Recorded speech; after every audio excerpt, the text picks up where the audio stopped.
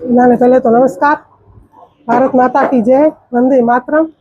આજરોજ જે ભારતીય જનતા પાર્ટીએ મારા પર જે વિશ્વાસ મૂકી અને જે મને મેયર પદે વરણી મારી થઈ છે તે બદલ હું હૃદયપૂર્વક પૂરા ભારતીય જનતા પાર્ટી, માનનીય આપણા મોદી સાહેબ, માનનીય ગુજરાતના મુખ્યમંત્રી શ્રી ભૂપેન્દ્રભાઈ અને પૂરી ભારતીય જનતા પાર્ટીને ખૂબ ખૂબ હૃદયથી આભારી છું, જેઓએ મારા પર વિશ્વાસ રાખ્યો છે અને આ વિશ્વાસને હું ક્યાંય તૂટવા નહીં દઈશ અને આગળ સારી રીતે નિભાવીશ.